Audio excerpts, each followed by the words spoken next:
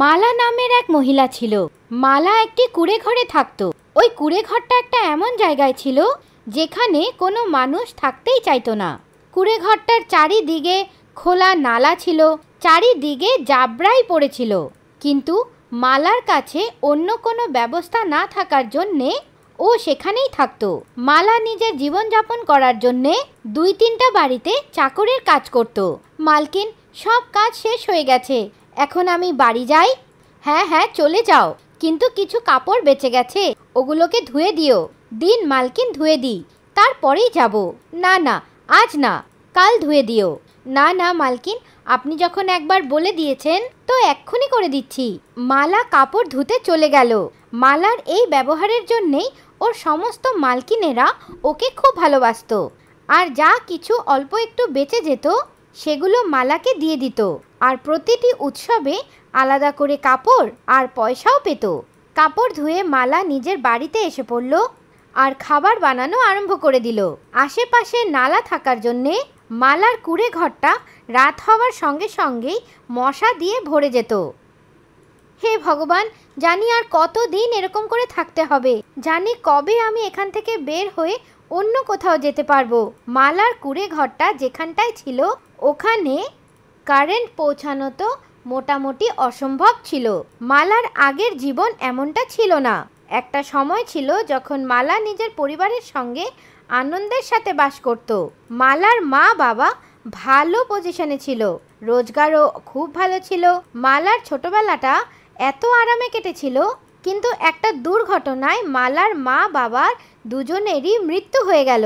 যার পর মালার মা বাবা রেখে যাওয়া সমস্ত সম্পত্তি ওর কাকা কাকি নিয়ে নিয়েছিল 5 বছর আগে। তখন মালা 15 বছরের ছিল। ও বেশি কিছু বুঝতে পারছিল না কি হচ্ছে। কাকু কাকিমা, এটা কি হচ্ছে? এত লোক এখানে কেন এসেছে? তোর বাবা মা মরে গেছে, আর কি হবে? এই সব কিছু শুনে মালা জোরে জোরে কাঁদতে লাগলো। মালার কাকিমা ওকে একটা রুমে নিয়ে আসলো। এই রুমের ভেতরে থেকো আর বাইরে আসার চেষ্টাও করো না। কেন কাকিমা, কি হয়েছে? মালার বাবা মায়ের অন্তিম সংস্কার করার পর মালার কাকিমা মালার কাছে আসলো। শোন, কালকে তোকে দেখার জন্য একটা ছেলে আসছে, এই নে কাপড়, ভালো করে পরে তৈরি হয়ে নে। কাকিমা, আপনার কি হয়ে গেছে? এটা কি বলছেন আপনি? যতটা বলছি ততটা কর। পরদিন একজন বয়স্ক লোক সেজে গুজে মালার সামনে বসেছিল। কাকিমা, উনি কে? উনি তোমার হবু বর। উনি আমার বর কেমন করে হতে পারেন? তুমি চুপ থাকো, তোমাকে কিছু জিজ্ঞাসা করছি না। মালার কাকু কাকিমা মালার বিয়ে জোর জার করে ওই বুড়ো লোকটার সঙ্গে করিয়ে দিল আর ওর সব সম্পত্তি নিজের নামে করে নিল। মালা ওই লোকটার সঙ্গে একদম খুশি ছিল না। বিয়ের পরেই মালার স্বামীর শরীর খারাপ হতে লাগলো আর উনি অসুস্থ হয়ে পড়ল। একদিন আসলো যখন মালার স্বামীর মৃত্যু হয়ে গেল। মালা কাঁদতে কাঁদতে কাকু কাকিমার কাছে পৌঁছলো। আমরা কি করব? তোর স্বামীর মৃত্যু হয়ে গেছে, বেরো এখান থেকে, আমরা রাখবো না তোকে আমাদের বাড়িতে। মালার কাকু কাকিমা ওকে বাড়ির ভেতরেও আসতে দিল না। যখন মালাকে এই ছোট্ট বয়সে সব কিছু নিজেই করার ছিল, তারপর থেকেই মালা একটা কুঁড়ে ঘর বানিয়ে থাকা আরম্ভ করলো। মালা নিজের জীবনযাপন করার জন্যে চাকরের কাজ করা আরম্ভ করলো। কিছুদিনের মধ্যেই হোলি ছিল।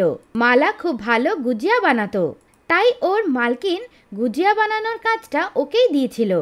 আর এইবার মালা হোলির জন্যে একটু বেশি বকশিস পাবে। মালকিন, অন্য লোকেদের বাড়িতে গিয়েও গুজিয়া বানাতে হবে। ঠিক আছে, কিন্তু সবার আগে আমার বাড়িতে বানিয়ে দে, তারপর চলে যাস। মালা একটা বাড়িতে গুজিয়া বানিয়ে দিল, তারপর বাকি বাড়িতে গিয়েও গুজিয়া বানিয়ে দিল। অল্প অল্প গুজিয়া বেঁচে গেল, যেটা সবাই মালাকে দিয়ে দিল। ওই গুজিয়াটাকে মালা বাড়িতে নিয়ে আসছিল, তখনই সামনের থেকে মাথার ঝাঁকি বেরোচ্ছিল আর ওখান থেকে কিছু উড়ে মালার থালায় পড়ে গেল। গুজিয়া দিয়ে ভরা থালাটা হঠাৎ করেই খুব বেশি ভারী হয়ে গেল। মালা বাড়িতে আসলো। যেই ও গুজিয়ার থালাটা দেখলো, ও অবাক হয়ে গেল, কারণ ওই থালাটা অনেকগুলো সোনার গুজিয়া দিয়ে ভরে গিয়েছিল। হে ভগবান, এতে তো সাধারণ গুজিয়া ছিল, সোনার গুজিয়া কোত্থেকে এসে পড়লো? আমি তো ধন্য হয়ে গেলাম। মালা কিছু সোনার গুজিয়া বিক্রি করে দিল। ওই পয়সার সাহায্যে নিজের জন্যে একটা ভালো বাড়ি বানালো। তারপর মালা অনেক রকমের ব্যবসায় আরম্ভ করলো। আস্তে আস্তে মালার নাম অনেক বড় মানুষের নামেদের মধ্যে একজন হয়ে গেল। এখন অবধি মালার বিয়ে হয়নি। অনেক ছেলেরা মালাকে বিয়ে করার জন্যে লাইন লাগিয়ে দাঁড়িয়েছিল। মনে হচ্ছে আমাকে আবার বিয়ে করার কথা ভাবতে হবে। মালা একটা ভালো ছেলেকে খুঁজে বিয়ে করে নিল। এখন মালার সংসার হয়ে গিয়েছিল।